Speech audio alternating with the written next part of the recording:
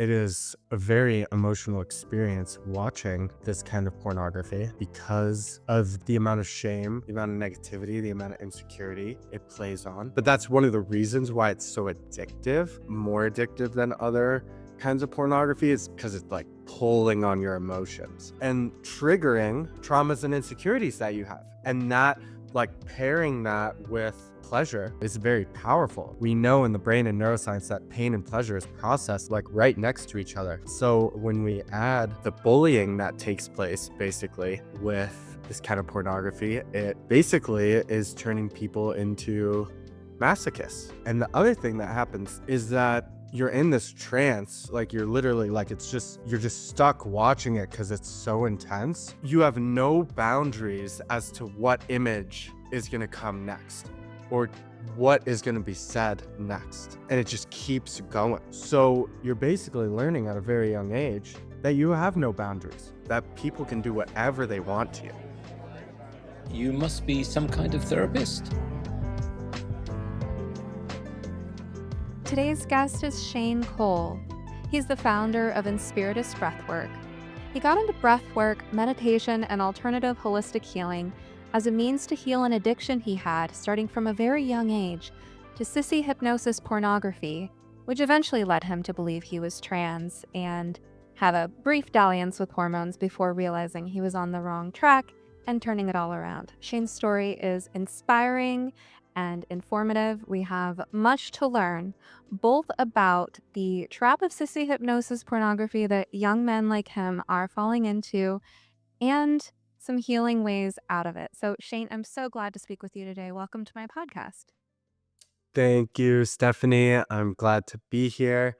I just want to start off by saying I'm very grateful that you have this podcast and that you're having these conversations and sticking your face right into this issue, because I know obviously it's quite controversial, but these are the conversations that really need to be had right now because so many people are suffering.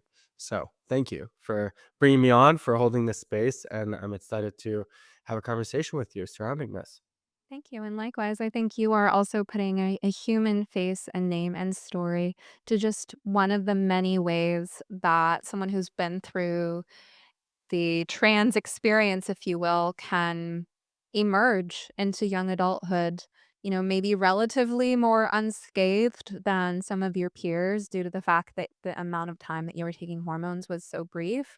But I love that you have this balance of a story that will be very sobering and sort of an alarm call to many of our listeners, but at the same time that you found some healing arts tools and you have a sort of wounded healer journey and now a way to uplift others as well. And I think that as time goes on, at least I personally hope to see more people like you, people who've been through this moment in history where they got caught up in the whirlpool that is the distraction or delusion that one is the wrong sex, and who emerge into various forms of creativity and healing and have different gifts to offer the world. So I'd like to start though with the hard part. Let's Um, do it. Oh, and I need to thank one of my listeners for asking me to speak with you. It's actually someone who's a member of the ROGD repair community, which is specifically a place for parents to go for resources and tools. And I recently shifted over the benefits of locals membership, which never really got all that busy, over to ROGD repair, which is it's bustling over there because these parents want and need these tools. And so one of those sort of perks that I shifted over from locals to RGD Repair was the opportunity to ask questions of my future guests, to suggest guests that they want me to interview. And I'm very grateful for the suggestion. Someone asked me to get in touch with you.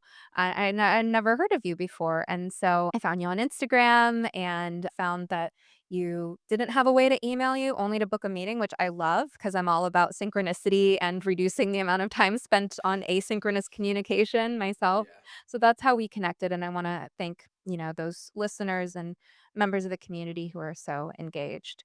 But like I said, I wanted to start with the hard part, which is the sissy hypnosis pornography. And this is really especially for all parents of boys. it's been an ongoing topic of discussion that you really can't start young enough with protecting your kids from what is out there on the internet and sometimes in real life too. And I think your story is a testament to that. So let's just start with sort of the shock factor, which is that this started in 6th grade. Can we start there? Yeah, for sure. So, like most boys going through puberty, I started to have erections. I started to masturbate right around 5th and 6th grade.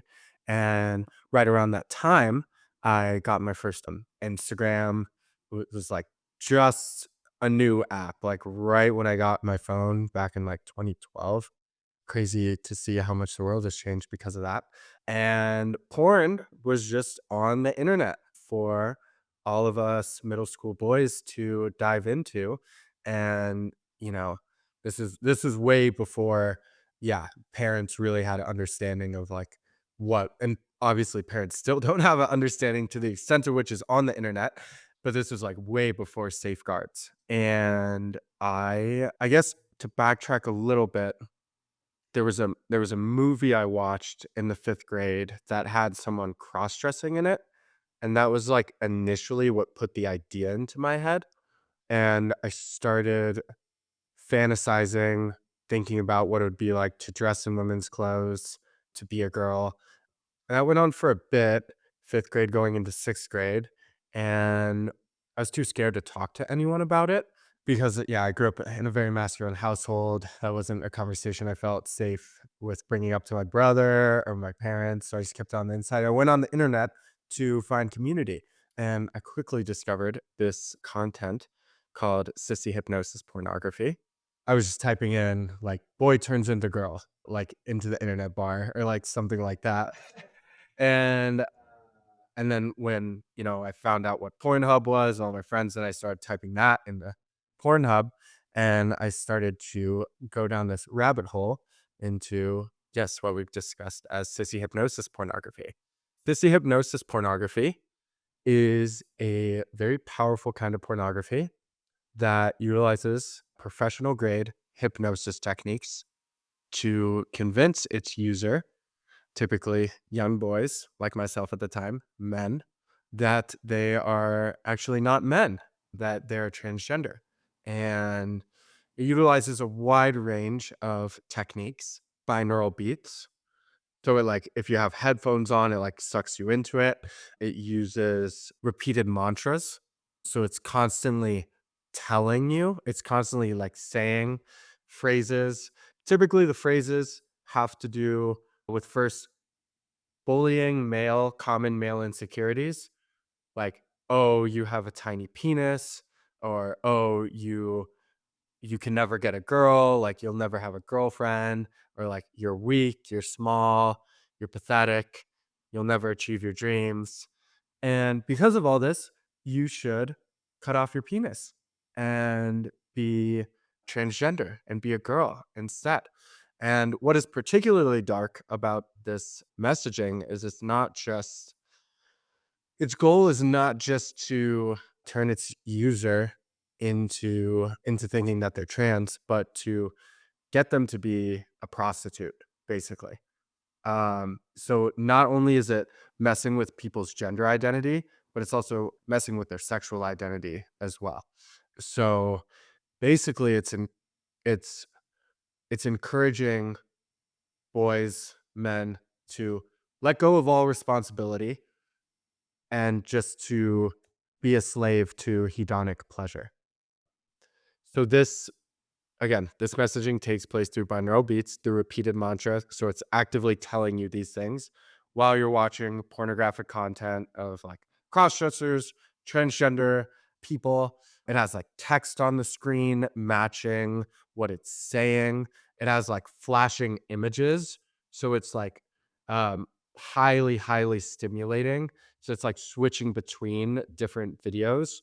So it's not like a common like porn video where there's like a slow build up, foreplay, and it's just like hyper intense dopamine stimulating images the whole time. And it puts you into a trance basically. So then you're consuming this content, you're being told these things, and on top of that, you're masturbating to it as well. I guess I say I was masturbating to it as well. So I was in, like I said, sixth grade. I was in this very open state sexually. It was the first content I ever masturbated to, I ever ejaculated to, which is quite sad to think about. But that's the I guess, yeah, that's the definition I would give for sissy hypnosis. Do you have any clarification before we go into how it impacted me and how the addiction unraveled? Yeah. So, couple points I just want to emphasize. One is that you, as a boy in sixth grade, just stumbled into this. And I would like to clarify a few things. So, first, hindsight being typically much clearer than our insight at the time. Looking back, you said that there was a movie that planted the idea of cross dressing, but was there anything in particular before you encountered the porn that you think compelled your curiosity about the idea of turning into a girl? Was it nascent emerging attraction to girls? Was this a coping mechanism for something going on in your life? It's not it's not my trauma to share on this podcast, but I certainly have ancestral trauma from, yeah, I don't need to get into that exact, but things that my parents did a really great job raising me. I had a great childhood. I grew up in a very privileged area, great town. I got to ski my whole life.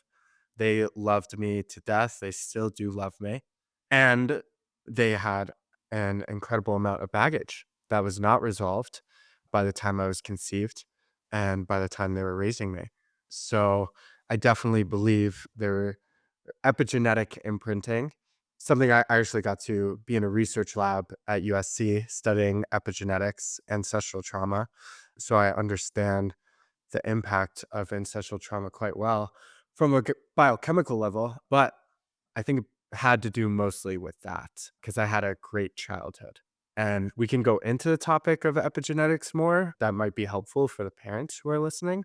We could do that now or at a later point in the podcast. I think if there's just anything more you want to say about that, Yeah, oh, totally. Totally. So epigenetics is the study of how our body interacts with our genetics, with our DNA.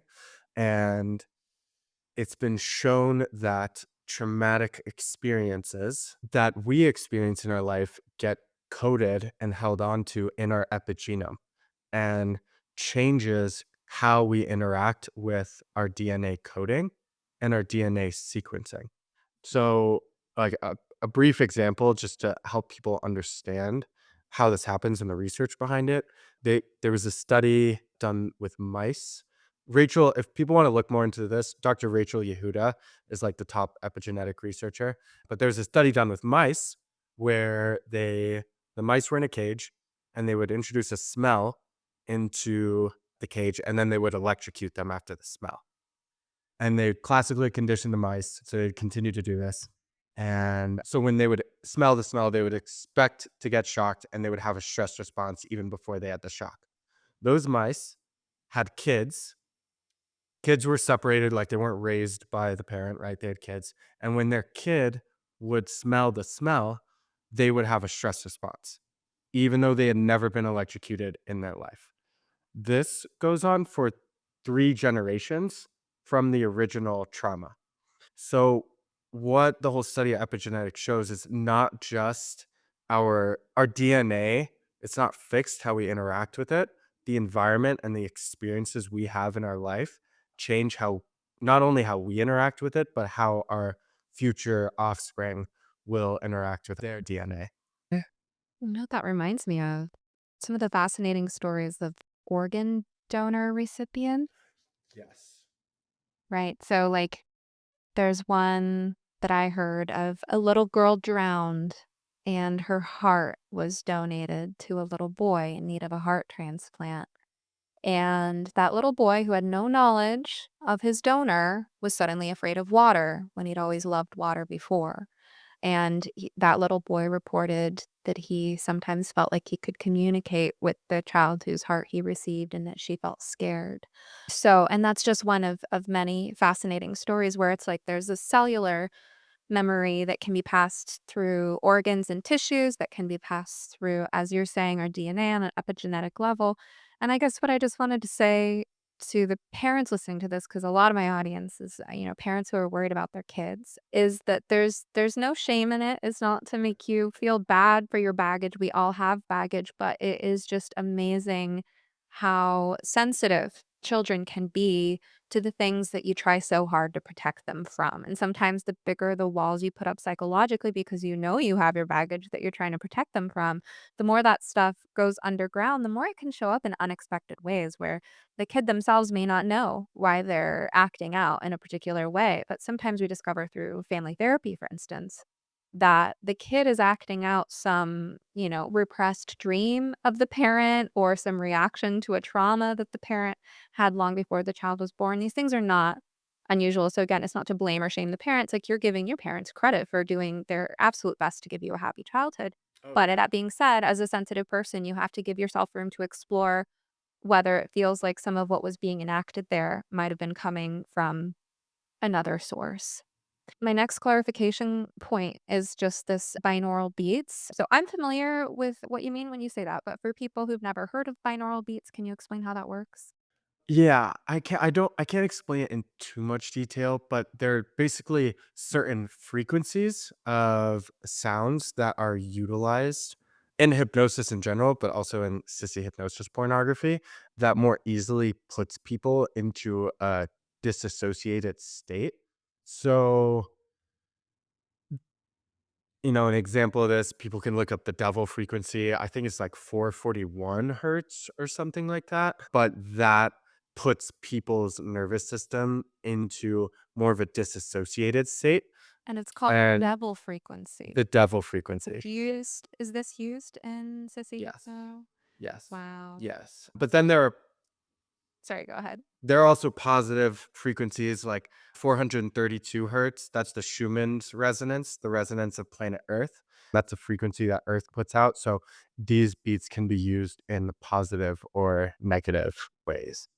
One way that I'm familiar with the use of binaural beats is, and the reason I understand that it's called binaural, two-sided, is because you have to be wearing headphones and that the sound vibration coming through one ear and the sound vibration coming through the other ear are different frequencies, and your brain makes up the difference, and the difference is measured in hertz, which also corresponds to brainwave states. So binaural beats are often used for like focus or relaxation. If you want, let's say, an alpha state, which is considered a relaxed state, a theta state, which is a more deeper state of relaxation, or trance, which is closer to sleep, or you might use something like a beta hertz frequency, which is higher, which is more for intense concentration. So I'm more familiar with the use of binaural beats for either concentration or relaxation, but that's just fascinating that there's actually something called the devil frequency that is used. I mean, you can't get much darker. That targeting innocent little children who are just beginning to experience those first moments of sexual awakening of puberty and just trying to corrupt them from the very beginning. So you said that the sissy hypnoporn consists of binaural beats, repeated mantras, oftentimes which capitalize on common male insecurities and shame. And then you also said that where this leads is encouraging body modification, trans identification, prostitution. What I want to ask you there is like, is it progressive? Is this designed to meet people in a way that maybe they're not like starting off right away with, you should go get your genitals cut off? Yeah, it is progressive. So I didn't include this fully, but initially I found it on Instagram and I found sissy captions. So they're just pictures of like beautiful girls on Instagram with captions that say, "Oh, you have a tiny penis. You should be a girl instead." Or "It's so much better to wear panties." Like lighter things, but there's sissy captions. You can like If you don't believe me, you can look on Instagram, Sissy caption, and find it quite quickly. But they're just pictures of hot girls. So it draws, so young boy, sixth grader, she's a hot girl. And then this caption that's telling you something. So that's what I initially started masturbating to. And then it's progressed into sissy hypnosis pornography when I found Pornhub, when I found pornographic websites. But yeah, there is a whole progressive model built in, a pipeline, one may even call it, of intensity that can do quite a lot of damage to people's brains. Now, this is going to jump around in terms of just the chronological order of your story. Yeah. But do you have any insight or guesses, or perhaps even just pure speculation as to who is behind this content and what their agenda is? Yeah, it's a fascinating question. It's something I've thought about a lot. I have actually considered, my therapist and my mother and I have talked about hiring a private investigator to actually go after this and to do it. Yeah, so that's something we've discussed. So there are no plans being made to do it, but there's certainly speculation on the internet. People have considered a few things. Some people think it is coming from pimps, from prostitution rings. So there will be more prostitutes to profit off of. Um, Male prostitutes. yeah, trans prostitutes. I don't know how that one sits with me just because of how widespread this is and how prolific it's becoming. Just to give you an example on the numbers, Sissy Hypno subreddit was at 100,000 subscribers before the beginning of COVID, and now it is nearing 500,000 subscribers. Exponential increase in Okay, usage.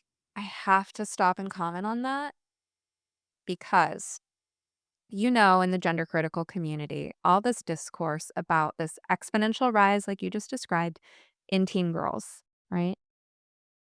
And what I've just been noticing over the last year or so is I I, I think there's an exponential rise in boys following behind the girls. I think the girls are several years ahead of the boys. But hearing you say that from 2020 to now we're in 2025, that you've seen that exponential rise in this male-dominated trans-identified community, oh boy, that's scary. I Yeah. parents coming to me, I don't know if there's something about my vibe and my approach to these issues, but lately, the parents coming to me skew toward parents of sons. And they're a little bit older because boys are emotionally behind girls in their development too. So I'm not sure that we might be past the peak with the girls. I'm not sure if we're past the peak with the boys. No, because I think, well, because no one's talking about it, and that's why we're having this conversation. I would argue, especially with those numbers, because that's just the data that's out there. You can see it. You can go on Reddit and see that many people subscribe to this subreddit. I would argue that a large proportion of boys who are transitioning to girls have been influenced by this pornography. But the tricky thing is it's so shameful, it's so disgusting that no one feels comfortable talking about it and sharing about it. That's why, I'm really the first person openly talking about this and my personal experience. But many people are being influenced by it and are siloed off in echo chambers and feel too scared to talk to their parents, to talk to their friends, or to even talk about it with their therapist. And even if they bring it up with a therapist, like the first time I brought it up with an older therapist I had, he just said, "Oh, porn isn't bad. You should stop thinking porn is bad. I think that's hurting your mental health more than just if you were just to accept it." And I left that guy. So, if you had to guess, again, a lot of this is pure speculation. Yeah, Is, yeah. letting our intuition make sense of the trends that we're able to see. But if you had to guess, out of all the trans identified young men out there today, first of all, what percent of them are watching porn? And then what percent of them are specifically into this sissy hypno porn? I mean, it's got to be like 99% of boys are watching pornography right now, unfortunately. And I, if you are, if there is a boy who is experiencing feelings of gender dysphoria and is also watching pornography, I,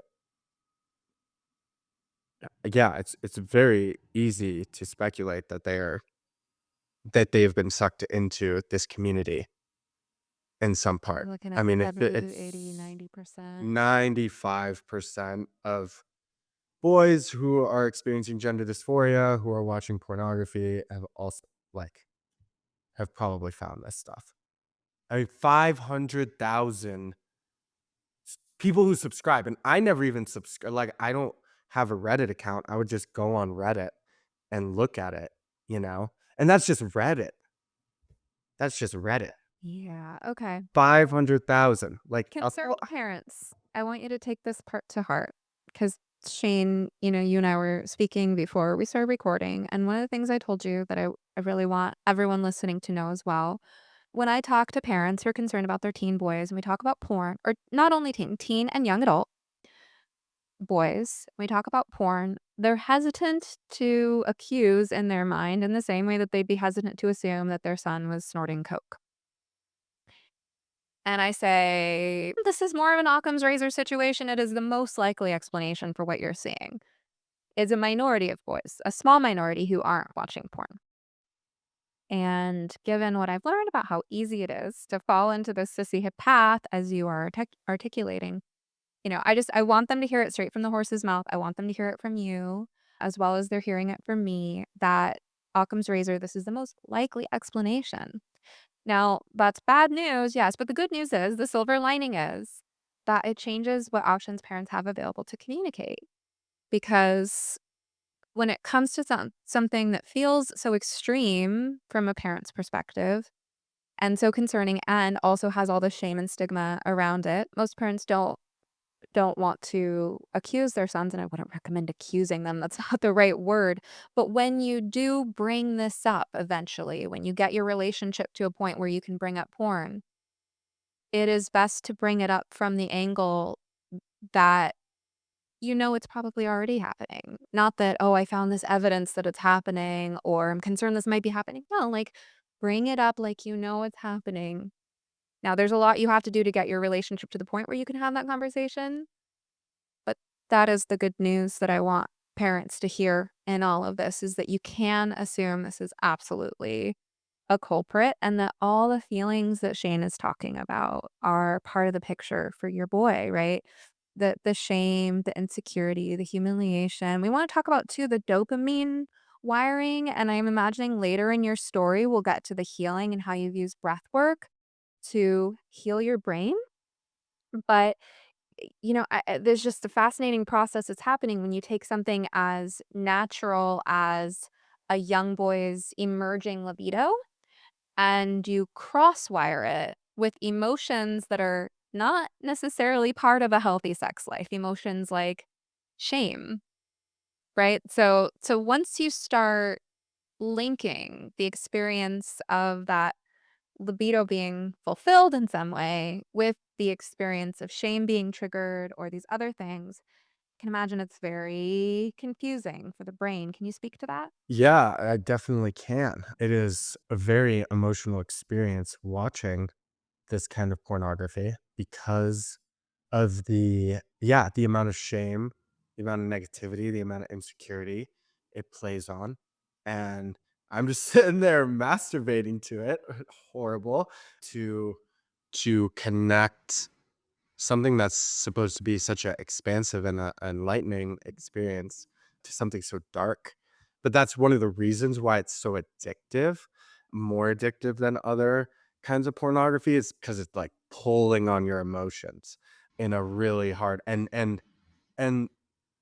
triggering traumas and insecurities that you have. And that, like, pairing that with pleasure, is very powerful, right? Like, we know in the brain and neuroscience that pain and pleasure is processed in like exactly like right next to each other. So when we add the bullying that takes place basically with this kind of pornography, it basically is turning people into masochists, honestly, which is horrible. And the other thing that happens too is that you're in this trance, like you're literally like you're just stuck watching it because it's so intense.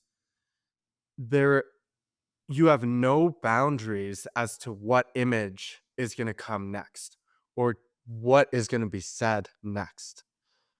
And it just keeps going. So you're basically learning at a very young age that you have no boundaries, that people can do whatever they want to you, which just in my experience continued to increase the weakness I was feeling inside, the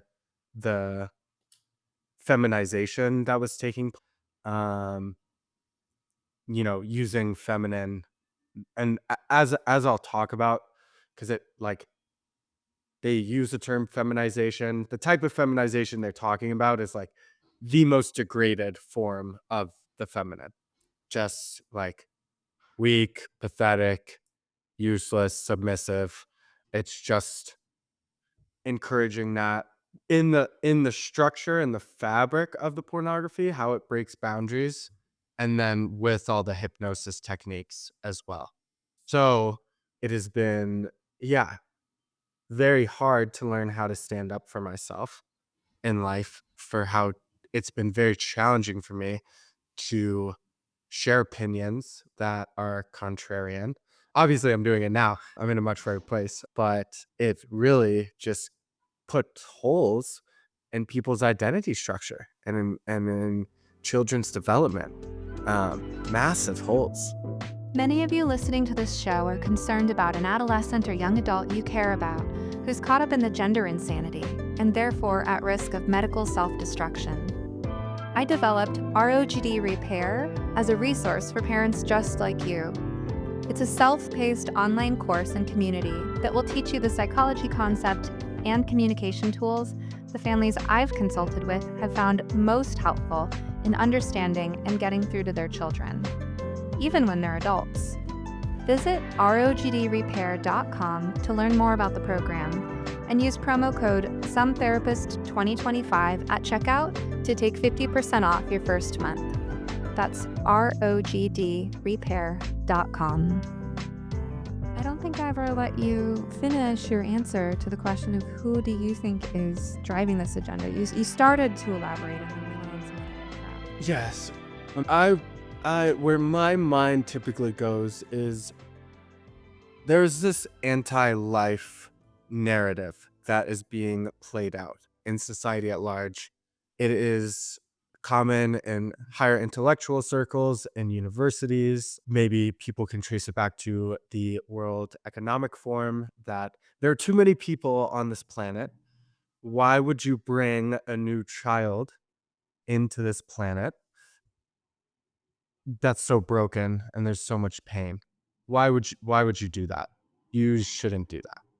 And it plays this, obviously encouraged brainwashed castration plays right into this narrative that there should be less people on this planet, that life isn't worth it to continue living. So there are some people who like trace it up to the elites or, the World Economic Forum. A lot of people do that with many things. I have no idea if that's the case or not.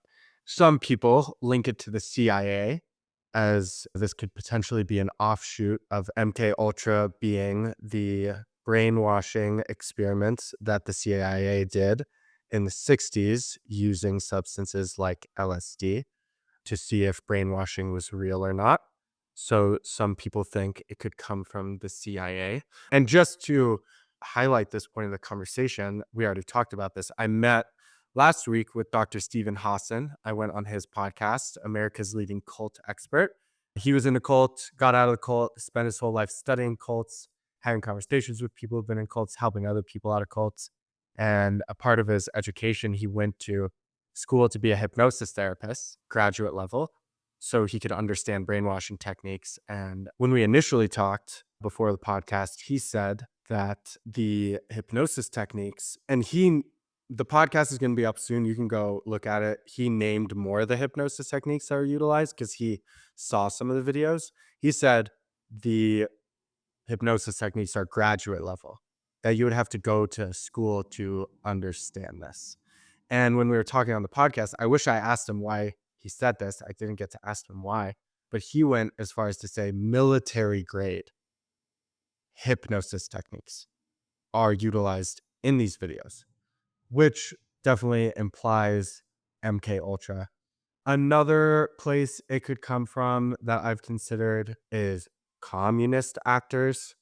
If we go back and look at the Cultural Revolution in China during when Mao took over, something he did was androgynize the culture. He made women cut their hair, he made everyone wear the same kinds of clothes with the goal of breaking down the atomic family structure, with the goal of breaking down love at its core, because that structure and that family unit is, if it could be broken down and people could be individualized more, then they could be more easily controlled by the state.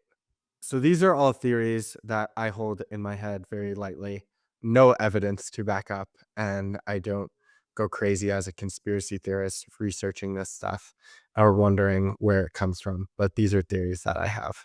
It seems to me like the part of me that's willing to entertain such theories thinks that it would be very foolish for the American government to do this to its own citizens, and I'm much more likely to believe that this is a tool of psychological warfare deployed by a foreign enemy. I mean, we know that, for example, TikTok comes from China but is not allowed in China.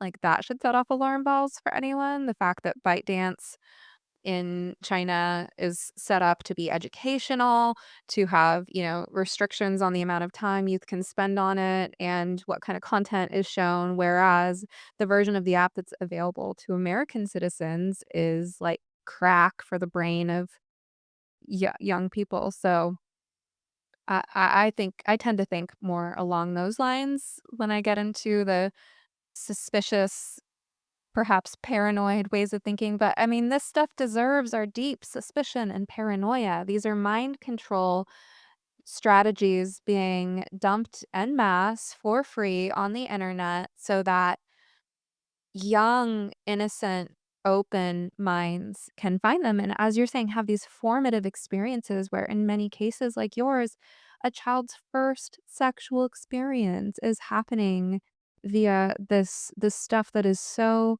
incredibly brain warping. Now, you mentioned the concept of feminization, and you did begin to clarify how what feminization means in these videos is not necessarily a reflection of how people like you and I might like to think about the role of the feminine. But can you sort of explain from the ground up for those who are maybe just hearing this for the first time, the idea of feminization and forced feminization in the context of hypnosissy porn? Yeah, totally. It's definitely one of the primary themes in these videos. Forced feminization. There, for most boys, have an incredible amount of fear of expressing any sort of femininity. We've been taught that uh, we can't cry, that real boys don't cry, that we have to be tough and hard and emotionless all the time. And obviously, this creates a lot of emotional distress for boys. It is not the proper development that should be taking place. And it plays into these videos quite well because there is so much shame around the feminine and expressing the feminine.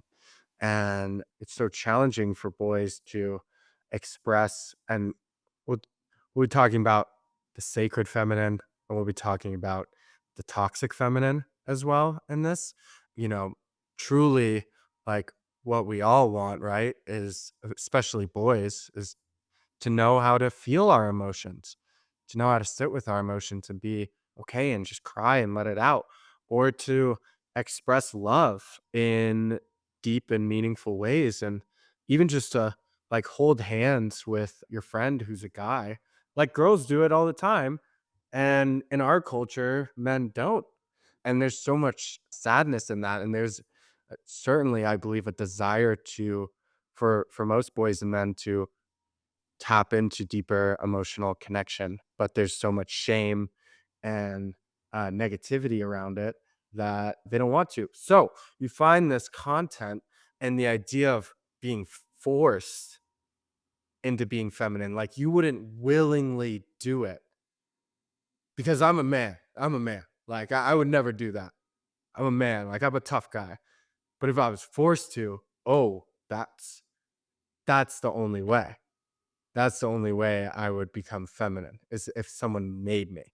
So it's very disrespectful. It's very objectifying of women and what women are, because obviously the pornography is not talking about all these positive things that I was just sharing. What the pornography is trying to get you to do is to wear pink, to like have big boobs, to be a common refrain is to be a slave to cock in these videos, to be a submissive slut.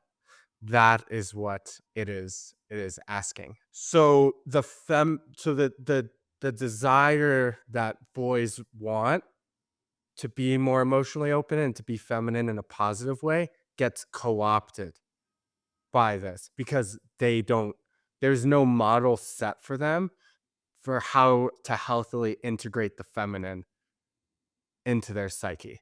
So the symbol gets co-opted by the toxic aspect of it, and they get forced into doing it. And then it becomes a turn on to be forced into doing it. And then again, this plays into the continuous feeling of being submissive and being okay with non-consensual acts, which we will get into my story later on, played a role. But this whole idea of forced feminization, of being as submissive as possible, can lead to very dangerous places. I have to ask about the cognitive dissonance that this creates for sensitive young men. I think we're meeting you at a time in your life that you're like a gem that's been polished. Like you can actually see the sparkle and luster and the colors, but like imagining that you were once, a gem with a lot of dust on it. You know, where am I going with this? As we meet you in this more crystalline version of yourself, it's easy to see that you are a sensitive young man. I imagine that as other sensitive young men whose sparkle and luster is covered by their current stage of development, that as they get caught up in this, there must be a deep cognitive dissonance between the part of them that knows how incredibly sexist their beliefs are and the part that wants that cares about women and girls, whether it's respecting their mothers and sisters, whether it's a genuine admiration they have for the girls they like, whether it's the pressure they felt in the sort of post Me Too era, and what to speak of all the social justice messaging. Because the vast majority of young adults, in my experience with the trans identity, are affected by what I call the trifecta of social contagion, which consists of gender identity ideology, cluster B personality traits, and woke beliefs about social justice. So there seems like a very split personality, I think, for a lot of the males, especially the heterosexual males caught up in this, that they publicly espouse beliefs about social justice. And in fact, that might be driving part of the trans identity because it's not okay to be a so-called cis het white male, right? And as people who stand for social justice or want to believe that they do, a lot of these beliefs that are entrenched in the porn are the polar opposite, right? And so can you speak to that cognitive dissonance, how it affected you and how you think it Yeah, might be affecting other young. totally. Well, I will first first off, just to catch one thing you said at the beginning. It's not it's not their belief. it those sexist beliefs were not mine. They were deeply implanted in me by an outside source, which, as I'm sure the listeners are now starting to see, is quite malevolent, which is unfortunate. But I definitely agree with you. I grew up in a very liberal environment during Me Too, and the the feeling that started to develop was that my masculinity, especially my sexual urge, my sexual energy as a man, is dangerous and is not helpful and leads to rape culture and leads to domination and leads to the domination that our culture is having over the planet. This is all because of unchecked male sexual energy.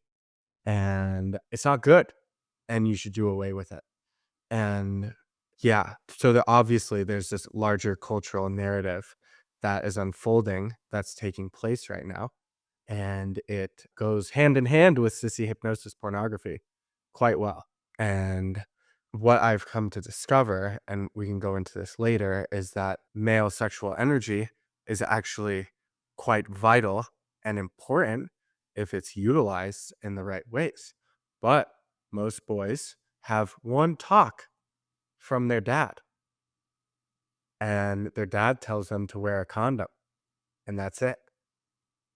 And this sexual energy is one of the most powerful forces on the planet. And we don't talk about it at all. And because of that lack of conversation, because of the shame that there is surrounding it, that has been handed down to us through religion and now is like heightened by this woke ideology right now, we don't talk about it at all.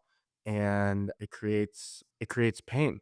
So that is one part of it that's really important. I would say there is a massive cognitive dissonance because I started to believe that the more I feminized myself, the safer women would feel around me. That is, and I've always been attracted to women, and I've had the utmost respect and love and admiration for my mom, for all the women in my life, for everyone. And I had a horrible game. I had like I lost my virginity in high school. Like I had a few girlfriends in high school, but going into college, I was quite bad with attracting women into my life. And after, and I guess I'll back up the story a bit more. I watched this pornography all throughout middle school, throughout high school. I didn't tell anyone. I didn't act on it at all. I covered it up. And yeah, it was pretty normal on the outside, but I got into college. COVID hit. The addiction got much worse. Yeah, during COVID, I was in LA, fall 2020. I was living in a house with 8 hyper feminists. Um, we were on lockdown, and I went the deepest into the pornography addiction I had ever been in my life. It was horrible. And then like constantly, like I would walk out of my room and this rhetoric of kill all men, like we hate men, just like it was horrible. I was like getting hit on all sides by this, which was quite nuts. And I was also, and and then as COVID started to come out, I was meeting girls, going on dates, but I just kept getting friend zoned, rejected. And summer 21, it got to a point I was so depressed. I was like, you know what? Like maybe I am trans. Maybe like this whole man thing is just not for me. I and I made a pact that summer that when classes would get back into person in fall 21, I would show up to school cross dress and like be a girl and like fully be out in the open and not care. And I got clothes to go to school in. I got makeup. I got good at makeup that summer, and I socially transitioned fall 21 and yeah, presented as a girl um, for that entire semester. So that was when it really hit and took a hold. COVID into college, being in a new environment, being really in LA.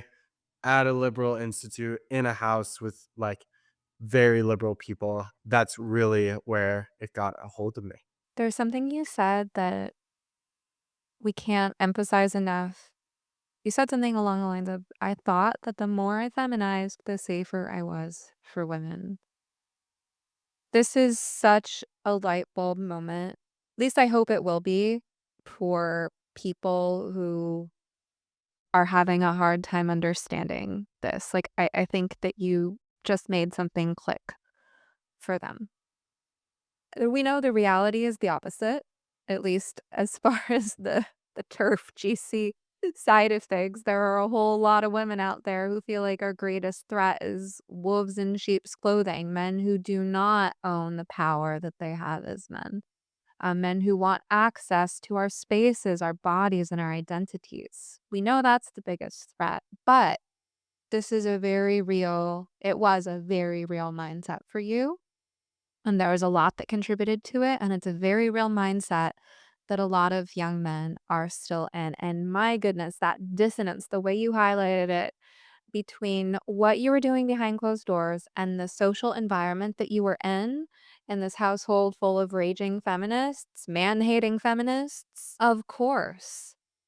Like, of course it makes sense that this is where you went. I realize we really kind of walked very slowly through certain chapters of this conversation, and then you were like, "Wait a minute, I need to catch listeners up to speed and explain that I went through the social transition." So, I do wanna invite you to go ahead and slow down and invite, any other details that you wanted to share about that process after many years of being addicted to hypnosis porn. It sounds like your social environment was a factor. The stress and isolation of the lockdown, so the fact that the people you lived with were, like, the people that you spent all your time with, the guilt and shame, the cognitive dissonance. Are there any other factors that you wanted to highlight that pushed you into that so-called. No, I think I named all of it. It was really, and because I started to have the desires, the fantasies before I started a little bit before I started watching this to see if no, it was like, okay, maybe this is something natural. Like I just gotta see. I just gotta try it. And I was so depressed and I like really didn't know what to do. So that is what led me to that. But it was a crazy experience. Yeah, no, it was crazy. I started to receive so much more attention from the external world, compliments, people hyping me up, especially at music festivals. I went to my first, second music festival, second like big festival, first big festival, second like music festival that fall, and the amount of like, and that was like right after COVID, so like everyone was hyped to be there. Like one of the first festivals back. It was in Las Vegas. Life is beautiful, and the amount of like validation and attention I received from strangers was so powerful. It like rocked my world. It was crazy. It was crazy. Looking back, what do you think was driving that attention that they gave you?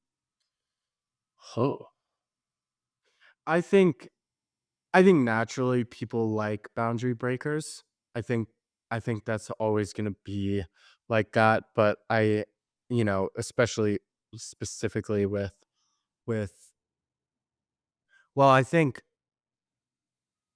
too, like, to be quite frank, like, I did a really good job. Like, I looked good as a girl, and I think that, like, really shocked people. When But you say I good job, like, you studied how to do like makeup or. makeup and like the outfits I had were like a lot of fun. But I think the question you're getting at more so is people. There's like everyone wants to be an ally now. Like everyone wants to be an ally for social validation or to feel like they're doing something important in some way. And that's for better or for worse, right? In my situation, worse because it made the gender dysphoria far worse, far worse. All right. So walk us through this. So fall of 2021 is when you socially transitioned. You got all this validation. There was also the sense that people were just beginning to socialize outside their bubbles for the first time. So it was kind of this added intensity to social interaction. And one thing that makes your story unique is that you said that you told yourself, "Let me just try it." And we know, just cutting ahead, that you were only on the drugs for 3 weeks. I think a lot of young people have this mindset, "Oh, I can just try it," and haven't thought of the what's the word I'm looking for? It's not opportunity cost, the sunken cost. They're not considering when you put so much psychological weight onto something and you tell yourself you can just try it, maybe you can't just try it. I think for a lot of young people, there's so much attached to this that it's not really that easy to just be like, "Oh, you know what? I actually kind of feel funny on this. I'm gonna stop." So I do think that that's something that sets your story apart. Not to say that there aren't other young people who try the drugs and stop after a few weeks, but I think it's harder to stop than people think. So, tell us about that process of the social transition and then getting on the drugs and then how you decided to stop the drugs. Yeah, totally. Well, that fall, yeah, the gender dysphoria developed a lot. I was watching YouTube videos of transgender people who were like, I've been on HRT for 9 months and I'm feeling great, like all that stuff. And then that December, I told my parents I wanted to transition, and we got into a huge fight. And when I left home and went back to LA, that was when I fell the deepest into the pornography I had ever been in. And I actually started going out in LA and have to like follow to follow the programming entirely. And I had random hookups, and I put myself into situations where I was sexually assaulted. And yeah, it was based like I was watching the pornography, it was telling like, and I was like, there's like nothing left, like there's nothing left for me as a guy. Like I felt so horrible. And yeah, I put myself in situations with no boundaries that were very traumatic and that left scars and wounding that took a long time to heal. But that's why I brought up porno pornography. Just in the structure of it is non-consensual because of how people get sucked into it and how you don't have consent as to what comes on the screen next, especially with Sissy hypnosis because the images are changing so quickly. And yeah, it breeds a complete lack of boundaries that can be very dangerous. So the porn had been grooming you, and so that you were the perfect victim of the assaults that later transpired, and that the assaults were when you were socially transitioned. Mhm. And then I started taking hormones right around then. And I like fully decided I like there's nothing like I don't want to date girls anymore. Like I just want to protect women. I want to stay away from women. Just protect them like cuz I am too much like I'm too perverted and disgusting, and I'm just going to like hook up with guy or whatever. I don't even but I decided I'm like, I'm done being a guy. Like this masculine energy is horrible. Like I just want to repress it as much as possible. I just want to be fucking done with it. And the week I started taking hormones, I met my first long-term girlfriend. Like 2 days after I started taking hormones. By far the craziest synchronicity of my life. And she was really cool with me cross-dressing, being different, like she was cool that I'd socially transitioned, but she also just really liked me just as a guy. We were on the ski team together at our school. And obviously when I was skiing, I wasn't wearing makeup or girls' clothes or anything. So she saw me like just as I was. She really liked me. And 3 weeks after meeting, we went camping in Death Valley National Park, just us two, and had a great experience. And again, when you're camping, right, you're not putting on makeup or like you're just out there like a monkey in the desert. And we had a great time. We were there for 3 nights. The last night, we did some magic mushrooms together just for fun, just to explore the desert. And during the trip, towards the end of it, we were laughing the whole time. I was feeling like so much love from her, and I definitely knew that she thought I was beautiful just as I was. And I realized, how could this girl find beauty in me, but I can't find any beauty in myself? I need some serious help in the self-love department. And then I also realized during the trip, damn, I'm really taking these hormones because I'm addicted to this pornography and because this pornography has been telling me to. And I should most certainly, and I didn't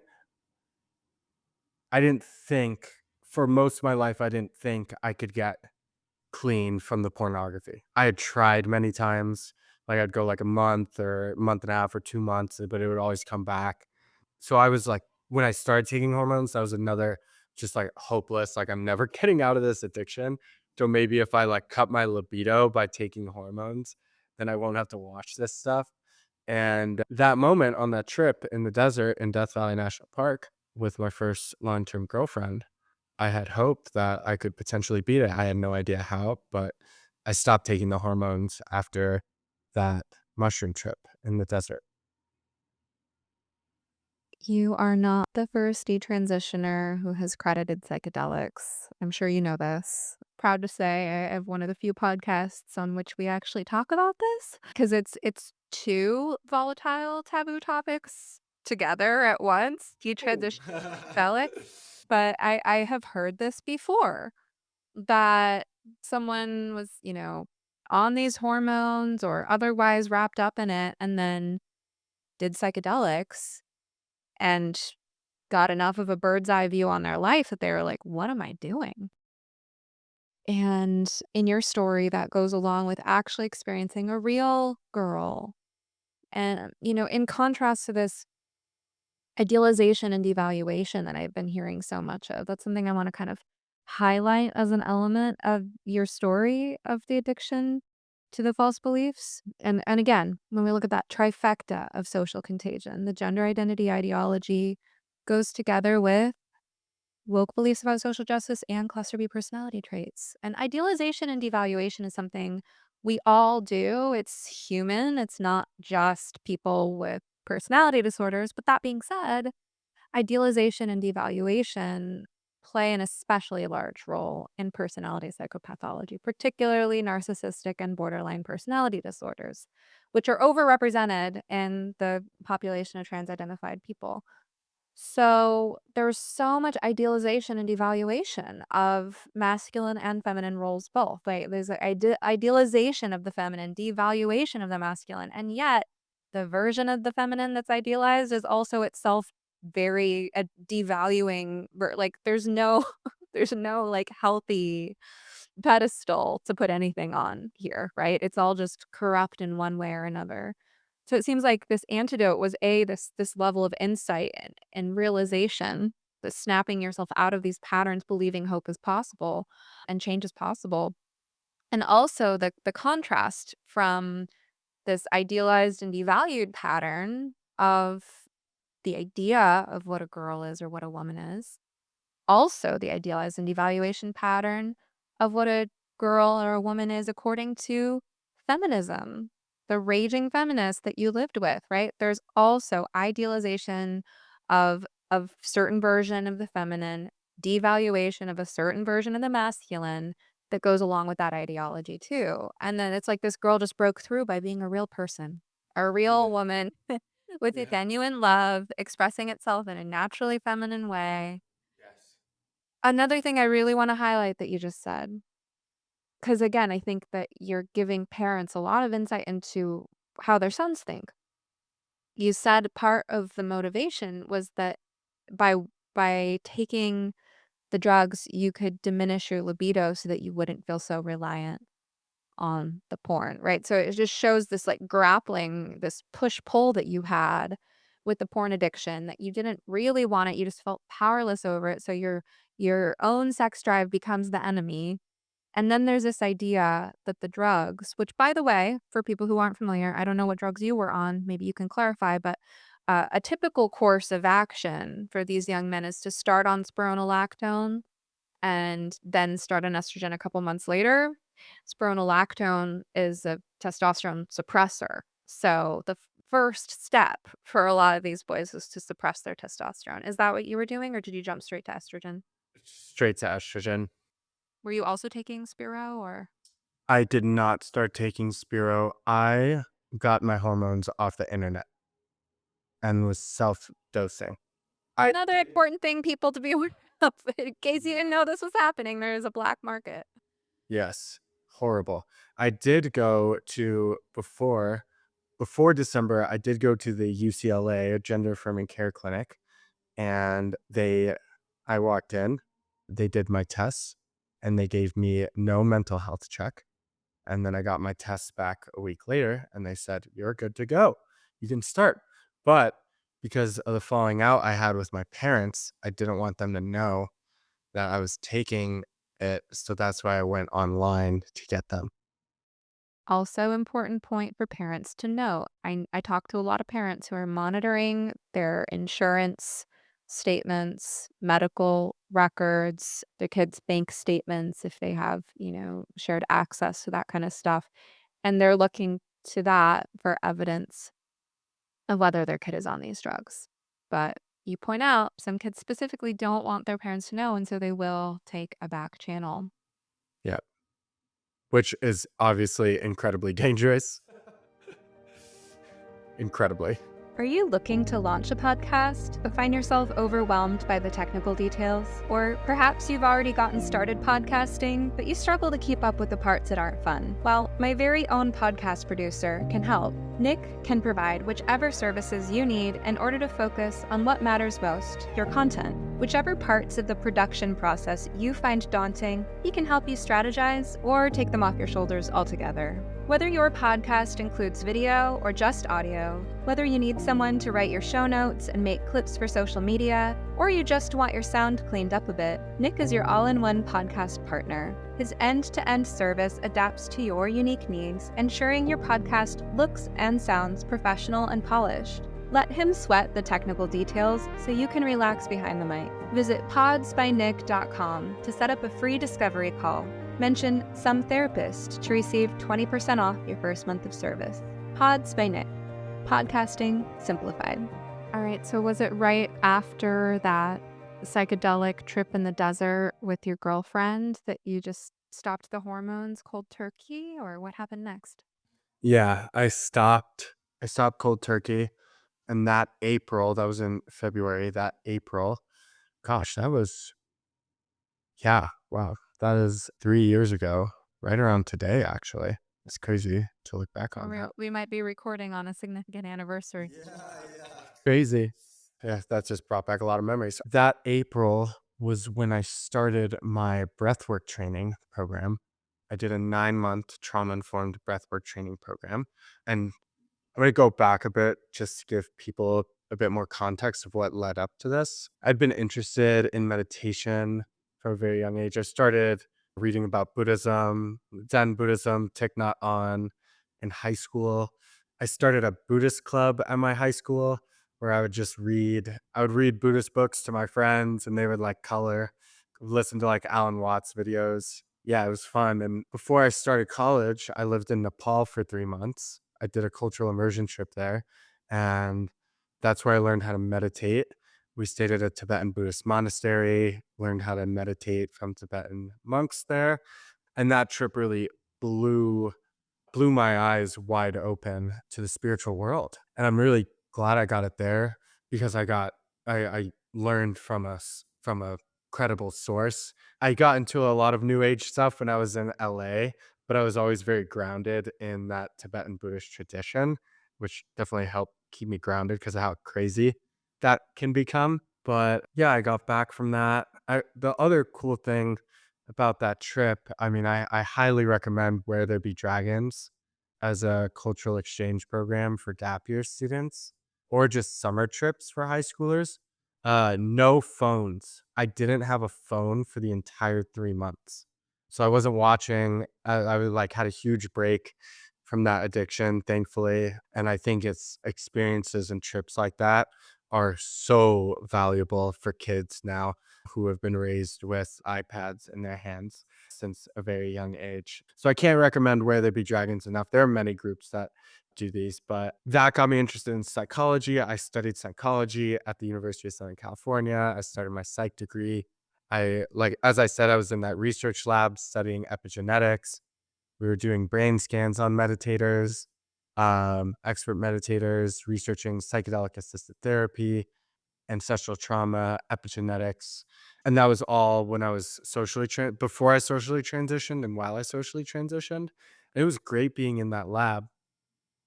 I but in the lab, I realized I wanted to do something more hands-on, like, I wanted to be helping people more directly. So I was thinking about getting a meditation doing a meditation teacher training program or a yoga certification, and I stumbled upon breathwork. I started practicing the Wim Hof method in 2022, which is just a daily practice. Do you know Wim Hof? I see your Yeah, but reaction. before we go on, I'm hearing that these s- these spiritual practices and embodiment practices that had been with you all along really blossomed and helped you heal when you made a decision to change your life. But I'm also wondering how this sheds sort of a new angle on your story up until that point, like, because these were coexisting, right? For Yes. so much of your adolescence and early adulthood, you were both dealing with this porn addiction that we talked about, and briefly a trans identification, and you were also this really spiritual guy who is into Tibetan Buddhism and meditation, and so, like, how did you navigate those sort of contrasting aspects of your identity? Well, I think if I didn't I I was certainly drawn to them at an early age because of the suffering that was taking place inside of me with the addiction. That's definitely why I felt I was and I just couldn't put it down. Like, I started reading about Buddhism before I would go to bed, and I read many books before I even graduated high school, before going to Nepal. And I was definitely looking for solace and learning how to control my mind and how to direct my mind. So that was a positive. It certainly opened my mind a lot and helped me find self acceptance, which I think allowed for the social transition to actually take place easier because I had a higher level of self acceptance and trust, which was fascinating. But then at the same time, the and I thought, right, I thought I was accepting a true part of myself, but it was really something that was implanted by the pornography. So it's a very interesting question. I would also say I th- I most certainly would have gone. So, like, it helped me accept myself and open myself up to that side.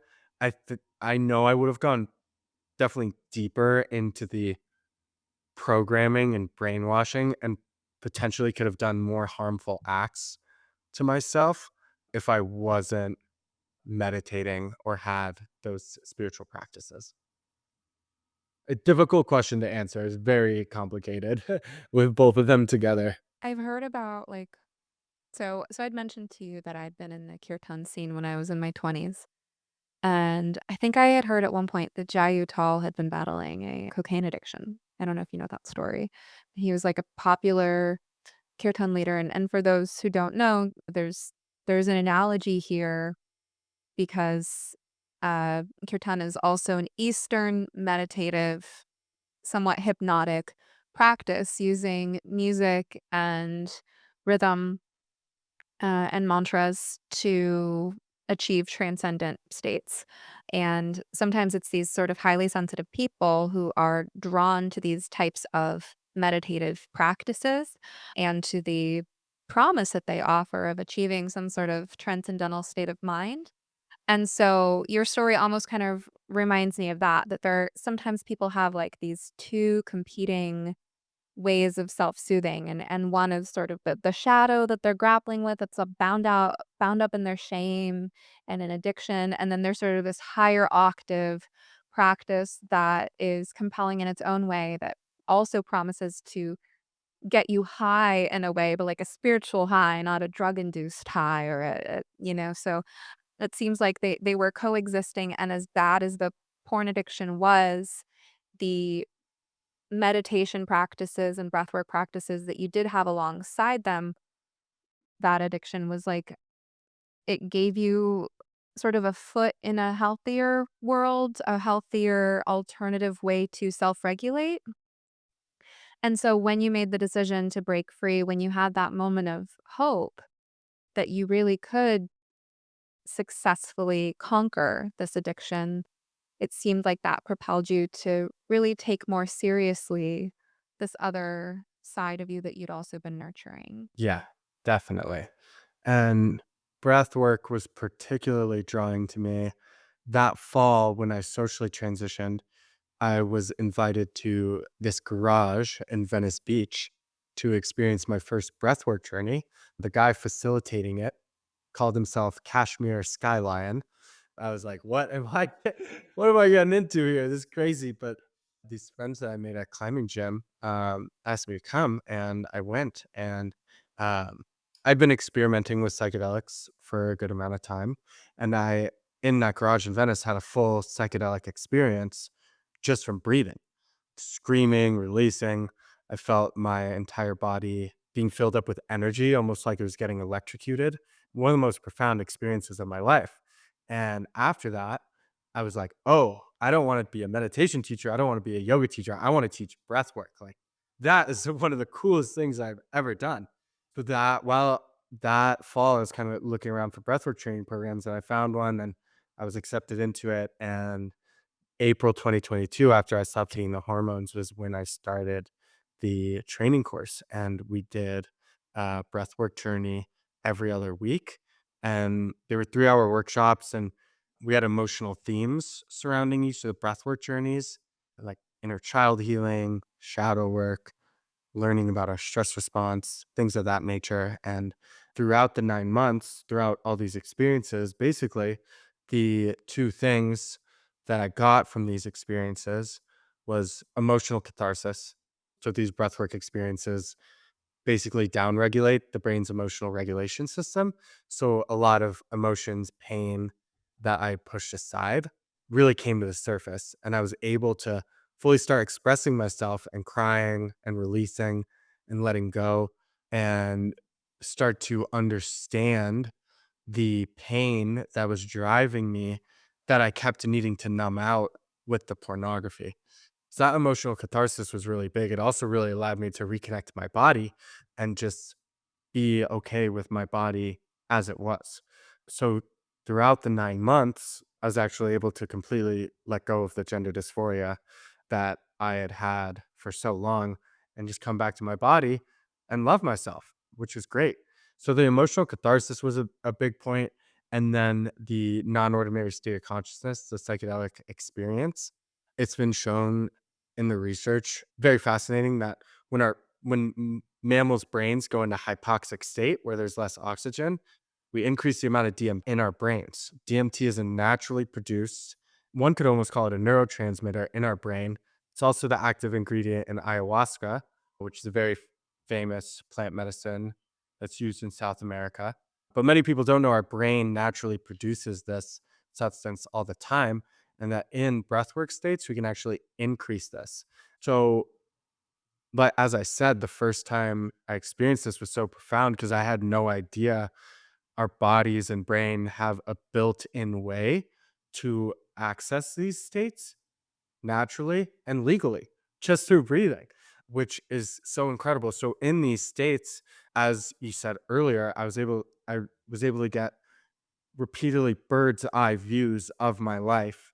I could see all the pain that I had been through. I could also see into the future, where I was going, the potential I had in my life, how much I could do and make an impact in this world if I gave it my all.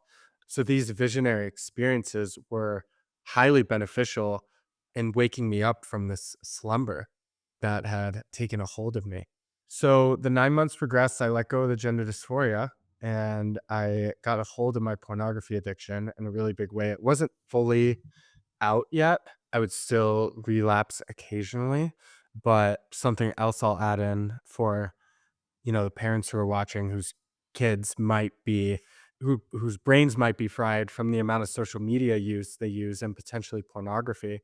I learned a lot about dopamine, about the pain pleasure balance in the brain. Learned a lot from Dr. Anna Lemke's work about how dopamine, which is like creates our reward system in our brain, works on a pain pleasure balance. So if we're constantly pleasuring ourselves all the time and instantly gratifying ourselves with social media, with pornography, with junk food, all our dopamine gets used up and it actually creates more pain for us in our lives. And it's actually by turning towards pain in healthy ways that we tip the scales back and reclaim our dopamine and feel true contentment and pleasure. So, examples of facing the pain, working out, ice baths, and then meditation and breath work, where we have to concentrate and sit with painful experiences and move through it and do it. These are very powerful ways to reclaim dopamine to help with attention span naturally. And that's what helped me start to get a hold of the addiction and drastically reduce the amount of time I was watching it. All right. So through 9 months of dedicated practice and learning in this program, you really, I don't want to say fully conquered, but made a ton of progress on the core issues that you've been battling with for so long. Yeah, definitely. But the journey was not complete. I still had dragons to slay. I found this man named Tyson Adams through a podcast who is an internal family systems coach who specializes in helping men recover from pornography addiction. I found him in August 22, no, 23, my senior year of college. And I I had told my parents I was addicted to pornography, but I didn't tell them what type. And they were very frustrated with my therapist at the time who kept saying porn wasn't bad. And they're like, yeah, like definitely start working with this guy if that's really what you're struggling with right now. So I started working with him and we did a lot of IFS work and I was his first client who had been in Sissy hypno. So it was a new challenge for him. And we've both learned a lot from each other in our therapeutic relationship. But yeah, incredible work. Can't recommend Tyson enough. He's definitely saved my life. So we did a lot of work. We built a lot of trust. And in April 24, he and three other men who have been IFS trained ran a men's retreat, a psychedelic assisted therapy men's retreat in Costa Rica. And I was able to attend it and do deep psychedelic healing work with my own therapist, who I had built a beautiful relationship of trust with. Um, so we were there and we were really diving into the male sexual shadow. Some All four of the facilitators have been in the men's work scene for a while. And a lot of groups, famous ones like Sacred Sons in the menswear community, do not address the male sexual shadow, won't talk about pornography addiction, won't talk about like rape culture or like out of like sexual misalignments because the conversation's just too intense for most guys to handle and don't know how to facilitate. So this group of men calling themselves the Rainmakers are really wanting to bring that conversation and that part of the healing process to the forefront of their work. So we were diving into it there. I opened up. Yeah. Yeah. No, we went. It was really incredible. We did IFS work to prepare for the psychedelic journey. We did a 5 gram psilocybin mushroom journey with all the guys together. And during the experience, Tyson gave us all bioelectric, which is something he specializes in. He calls it soma psychedelic body work. He has this electrical box that is only made in China with this electrical current. It's crazy stuff. The electrical current is safe to go through human body. Um, so basically, he put put two pads on our kidneys where the electrical current would start to flow into us. And then he had two pads on the ground that he stood on, and the electric current flowed up through his body and then out through his hands. And he gave us massages with the electrical current going through his hands and then connecting through our bodies to the other current that was connected to our kidneys.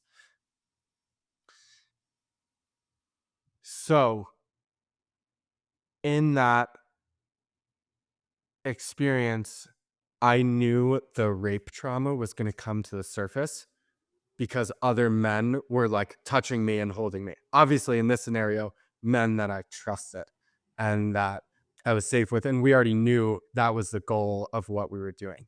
And when it started to happen, and the trauma came up, I went into a full freeze.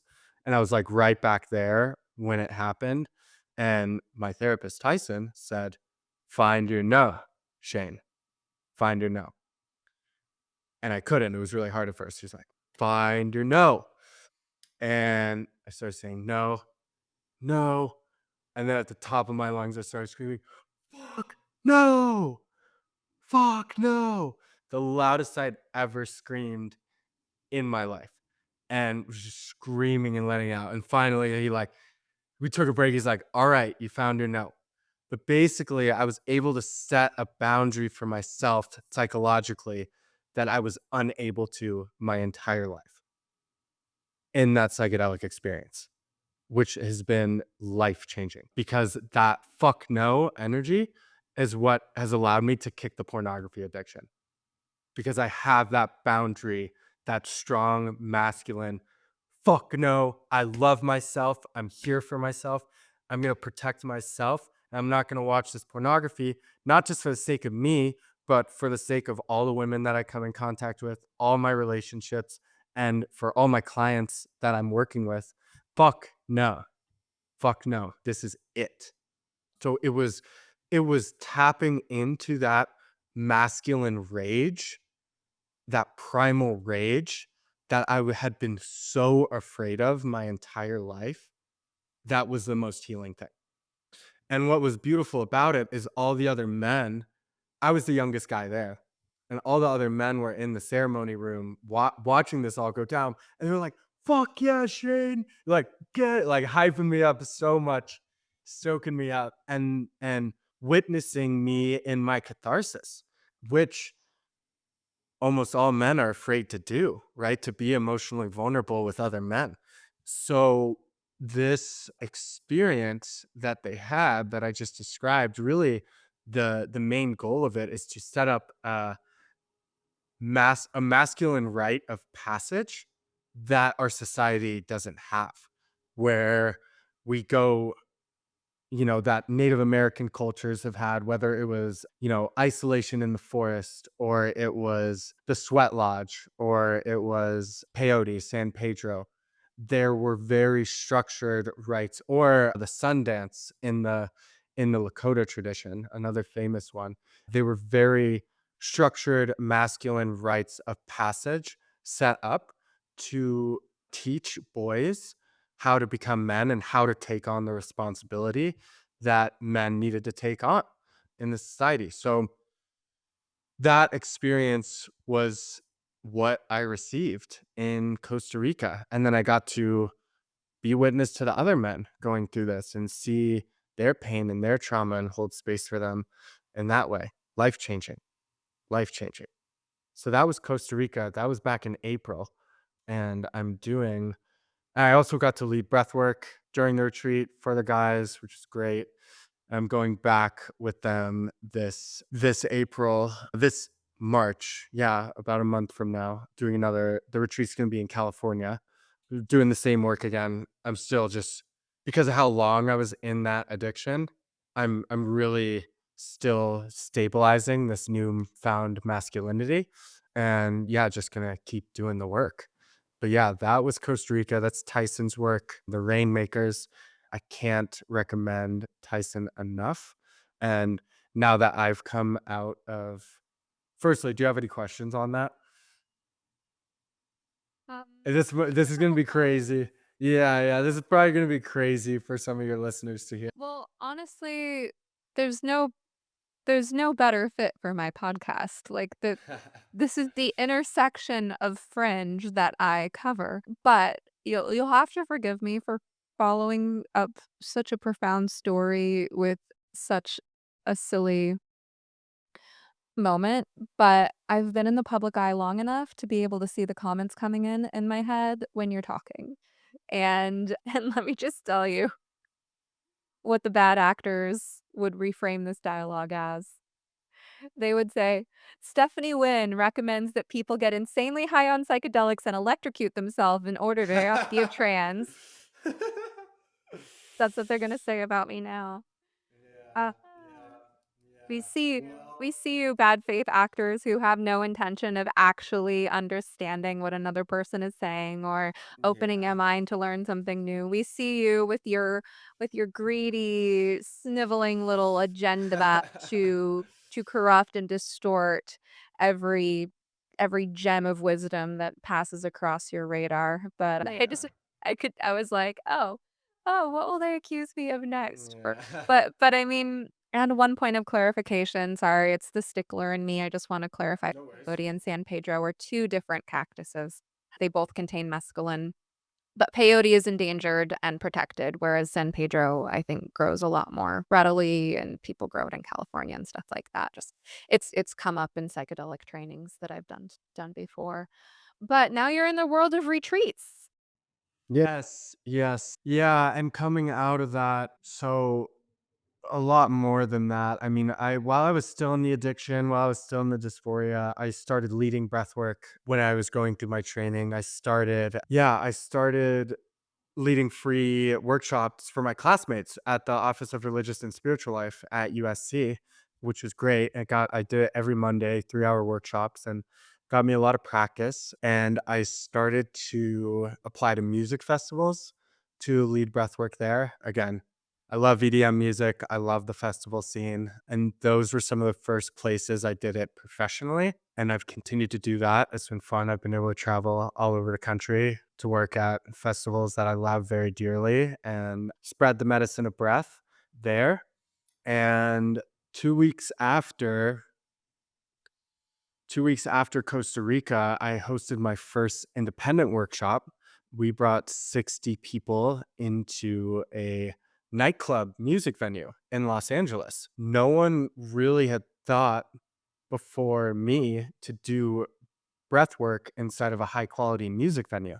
And at the first music festival I led breathwork at, I got connected to the guy who runs marketing for this nightclub called the Academy, and he invited me to lead breathwork there. So it was kind of a first of its kind event, a sound immersive breathwork event. And it was incredible. And I got to learn all the marketing and the business behind event production and getting people there. And the other thing too, throughout college, I did the training and I was also studying psychology at the same time. And while the training was really good, I realized there's so much room to grow.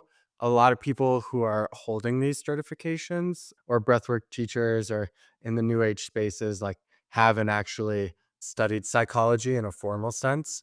And I was picking up on a lot of spiritual half truths that were getting thrown in there.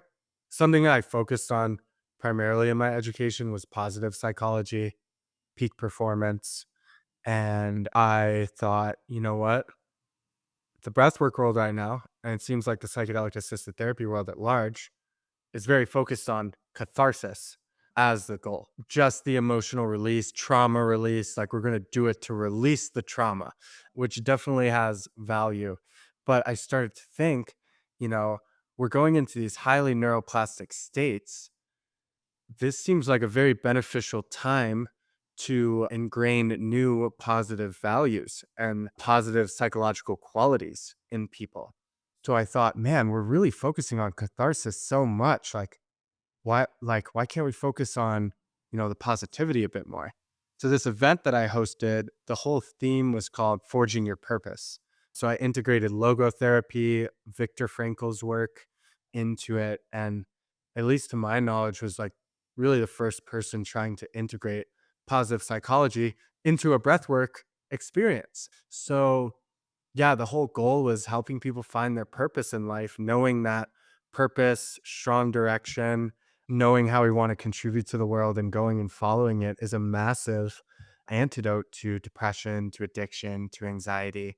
So basically, we utilize the non ordinary state of consciousness that breathwork allowed just to give people a space to dream and see like, what can I do if I really give it my all in life? What can I do if I let go of this baggage and this all this doubt or these addictions that keep me trapped? Like what can I do? The goal wasn't just catharsis. It was like really like just giving people a space to dream. And that's we did it. It was great. We did another one in September and my practice has just been starting to blow up a lot. And now that I'm out of the addiction and my brain is so free, my work and how I show up as a facilitator has just gotten so much better.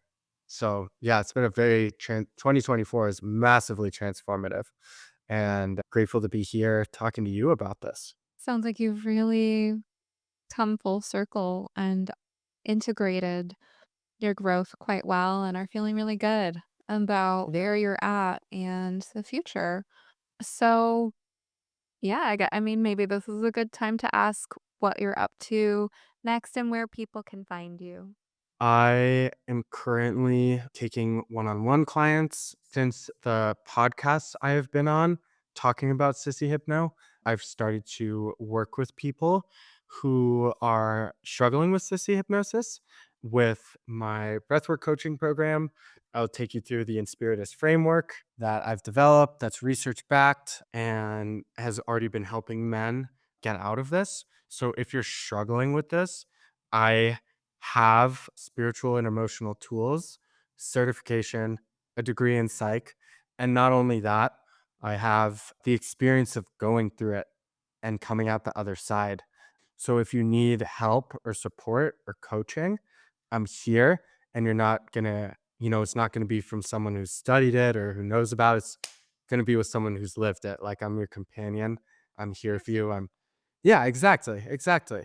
So that's going on. I'm also working with clients. A lot of people come in with all types of body dysmorphic disorders. A lot of people with eating disorders, but I've also started to work with people who just have straight up gender dysphoria, helping them come back to their body through these breathwork experiences. That's been going really well. And that's mainly yeah, what I'm up to, it's yeah, I've just been it's winter mode. I've been skiing. I've been getting my schedule set for the summer with festival experiences. I moved back home to Colorado from LA. I grew up in Colorado. I'm back home in Colorado. Living in Denver. Denver's new for me.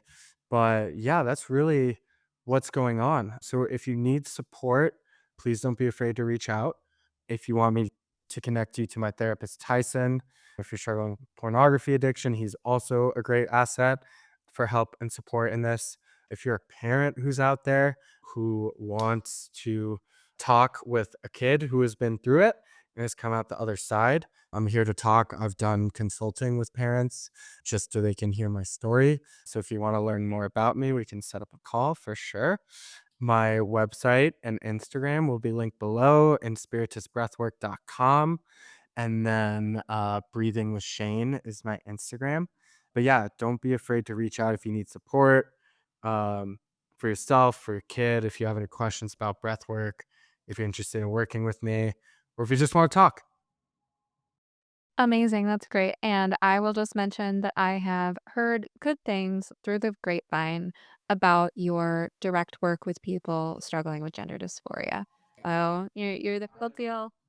Thanks. And I will say one more thing that I'm doing right now that I'm very excited on. A client that I'm working with who is experiencing gender dysphoria asked me to do a custom camping breathwork retreat.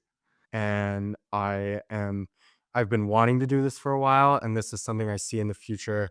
Hopefully, groups of people who are experiencing gender dysphoria. This is just going to be a one-on-one experience, but I'm taking them camping in Death Valley, where I had my revelatory experience, where I let go. And the way I work with people with gender dysphoria, I have no just to be clear, like I have no directive and converting them. I'm just helping them feel safe and process any trauma that they've been in. But That's going to be at the beginning of March, and I'm really excited for that. So yeah, if you're a parent who's out there or someone who's interested, that's another option that I do. And I'm excited to see how the first one goes. I've been camping my whole life, so this is my first time doing it in a professional setting. Awesome, and we will make sure that those links are in the show notes. So Shane Cole, thank you so much for joining me. It's been a pleasure. Yeah, thank you. Thank you for listening to You Must Be Some Kind of Therapist. If you enjoyed this episode, kindly take a moment to rate, review, share, or comment on it using your platform of choice. And of course, please remember, podcasts are not therapy, and I'm not your therapist. Special thanks to Joey Pecoraro for this awesome theme song, Half Awake, and to Pods by Nick for production. For help navigating the impact of the gender craze on your family, be sure to check out my program for parents, ROGD Repair. Any resource you heard mentioned on this show, plus how to get in touch with me, can all be found in the notes and links below. Rain or shine, I hope you will step outside to breathe the air today. In the words of Max Ehrmann, with all its sham, drudgery, and broken dreams, it is still a beautiful world.